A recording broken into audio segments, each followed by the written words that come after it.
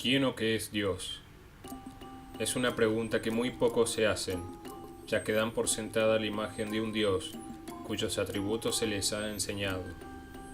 La respuesta a esta pregunta tal vez cambie tu percepción de la realidad y hasta tu rumbo en la vida.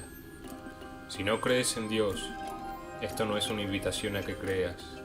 Y si eres creyente o religioso y consideras que tu fe es fuerte, serás lo suficientemente valiente para replantearte todo lo que has creído hasta el momento.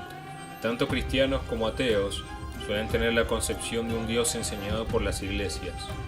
Por esta razón, hubo, hay y seguirá habiendo interminables debates sin sentido que al fin y al cabo no terminan convenciendo a ninguna de las partes. Muchos ateos critican la existencia de un Dios por las miserias del mundo, mientras que los cristianos lo conciben como producto del pecado, y algunos hasta llegan a justificar algunos hechos nefastos como producto de la voluntad divina. Pero ¿de dónde nacen todos estos términos y atributos? La base de todo amor y odio hacia Dios se encuentra sin duda en la Biblia. Aunque esto pueda parecer o sonar ofensivo, te invito a que te tomes el tiempo de escuchar y analizar lo que verás a continuación con una mente abierta. Toda la información presentada está documentada y puedes investigarla por tu propia cuenta. ¿Por qué existe la creencia de que Dios es indiferente a los males que sufre la humanidad? Parte de esto nace de la enseñanza de un Dios personal, con atributos a veces un tanto egoístas y narcisistas, el cual se apiada de aquellos que lo adoran, le rinden culto y lo aman en cierto modo, dejando a un lado a todos aquellos que no decidan hacerlo. El origen de estos pensamientos inculcados nace de la forma en la que se enseña la Biblia. A pesar de que hay cristianos que han pasado toda una vida dentro de la iglesia, muy pocas veces se han preguntado de la configuración y el armado de dicho libro, tomando como respuesta que fue un libro inspirado por Dios y que se debe aceptar tal cual y como es. Sin embargo, tuvo su manipulación por parte del hombre, y eso es lo que muchos no saben. ¿Te has preguntado alguna vez cuándo y dónde nació la primera Biblia? ¿Se juntaron todos los libros de manera ordenada por arte de magia? Claro que no. La Biblia, como hoy la conocemos, tuvo lugar y momento de nacimiento, y fue en el Imperio Romano hace aproximadamente 1700 años atrás, en el año 325, más específicamente, en el llamado Concilio de Nicea. Este concilio fue clave en la historia universal y del cristianismo, ya que se podría decir que de aquí partió todo, desde el cristianismo mismo, la iglesia actual y hasta la Biblia.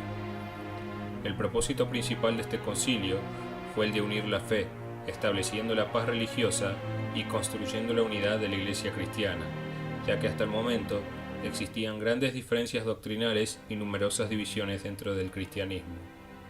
Por este motivo, el emperador Constantino convocó al concilio que cambiaría por completo el rumbo de la religión y el cristianismo, aunque su verdadera intención era, a través de esta unificación, la de unir a un imperio romano que comenzaba a desvanecerse. Sin lugar a dudas, el cambio más significativo de este concilio fue la configuración de la Biblia, ya que se eligió qué evangelios incluir de acuerdo a sus intereses, dejando así el resto afuera. Fue aquí que también se reconoció el carácter de Jesús de Nazaret como Mesías e Hijo de Dios, por lo cual este fue el comienzo del cristianismo oficial. Sin embargo, se puede observar que el Antiguo Testamento y el Nuevo Testamento poco tienen que ver, pues todo lo que se impone en el Antiguo Testamento parece derogarse en el Nuevo, y no guardan mucha semejanza entre sí. Aquí es donde se llega a la identidad de Dios. En el Concilio de Nicea fue cuando se unieron ambos testamentos para formar lo que hoy conocemos como la Biblia. Pero el Antiguo Testamento ya era de algún modo una Biblia en sí, ya que estos libros forman el Tanaj, es decir, la Biblia hebrea. Este se divide en tres grandes partes, que son la Torá, o sea, la ley, los Nevi'im, que son los profetas, y los Ketubim, que son los escritos. La Tanaj, o Biblia hebrea, es decir, el Antiguo Testamento, habla de Jehová, quien era el Dios de los judíos y que los eligió como su pueblo. Como es sabido, y se cuenta en el Antiguo Testamento, Jehová era un Dios guerrero que, entre otras cosas, pedía sacrificios, mandaba plagas, reprendía y siempre favorecía a su pueblo elegido Israel. Sin embargo, en el Nuevo Testamento, Jehová no vuelve a ser mencionado ni aparece otra vez. En su lugar, el protagonismo completo lo toma Jesús de Nazaret, quien predica un Dios totalmente diferente que poco tenía que ver con Jehová. De hecho, gran parte de los judíos no reconoce a Jesús como Mesías, ni tampoco como el Hijo de Dios, lo que de alguna manera deja en evidencia la incompatibilidad entre los dioses presentados en ambos testamentos. Este amalgamiento provocó que muchas religiones cayeran en confusión al intentar encontrar un punto de conexión entre ambas doctrinas. Esto es porque se piensa que la Biblia es un libro único directamente inspirado por Dios y se acepta tal y como es, ignorando que su configuración es producto de aquel concilio de Nicea convocado por Constantino. El Dios predicado por Jesús, por otro lado, se parece más a un Dios universal, ya que no se registra preferencia o inclinación por individuos o por un pueblo elegido en especial. Tampoco condena ni castiga. Una diferencia más notable aún es la que salta a la luz en el Evangelio de Juan, donde dice que a Dios nadie le ha visto nunca, lo cual difiere con Jehová, que era un Dios que se presentó más de una vez delante de sus hijos e incluso se podría decir que mantenía conversaciones cara a cara con ellos. Esta diferencia no solo está marcada en la Biblia. Salvador Freixedo, ufólogo y ex sacerdote católico, afirma en su libro Defendámonos de los dioses que Jehová era un Dios más, con características humanas y que incluso tenía superiores en la tierra. Así como Freixedo, existe una gran cantidad de religiosos y ex-religiosos que señalan esta diferencia. Sin embargo, no parecen ser los únicos en notar esta incompatibilidad bíblica. El científico y biólogo ateo Richard Dawkins, en su libro El espejismo de Dios, va aún más lejos con Jehová, a quien se dirige de la siguiente manera.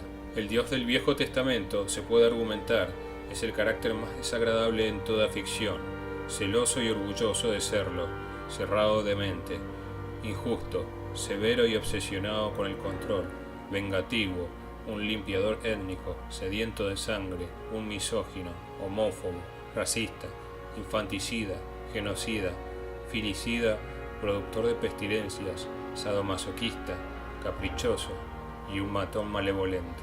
También deja en claro que en su libro se critica al Dios del Antiguo Testamento y por otro lado resalta, aunque pone en duda su existencia, a Jesús y sus valores morales. Pero entonces, ¿de dónde salió Jehová y cómo es que llegó a ser considerado un Dios? Samuel Noah Kramer, en su libro La historia comienza en Sumer, habla de los numerosos paralelismos de la Biblia con la cultura sumeria, cultura que antecede a los escritos bíblicos en aproximadamente 4000 años. En su libro, Samuel sugiere que la cultura hebrea recibió y adaptó de algún modo las tradiciones sumerias a las suyas. Esto implica que el equivalente de Jehová, por sus similitudes en la cultura sumeria, era Enlil, un dios del panteón sumerio considerado un Anunnaki, palabra que significa los que del cielo a la tierra descendieron. Dicho de otro modo, Jehová podría haber sido un extraterrestre. De hecho, hoy en día son cada vez más las tesis de distintos expertos que afirman esta teoría. Al poner a este ser como Dios universal, sus características fueron aceptadas como la de un Dios todopoderoso que es personal y ejerce justicia divina, lo cual es ilógico y nuevamente contradice al Dios del Nuevo Testamento, ya que en Primera de Juan afirma que Dios es amor. Por lo tanto, Dios no podría tener naturaleza dual. Es de aquí de donde nacen todas las características que gran parte de la Iglesia y los cristianos le asignan a Dios. De esta manera, se condena en su nombre, se castiga en su nombre y hasta se cometen actos malévolos bajo su nombre, convirtiendo así a Dios en la herramienta de manipulación y discordia más grande de la historia. Entonces, ¿existe un verdadero Dios? ¿Cuáles son sus características? Te invito a que veas la segunda parte para averiguarlo.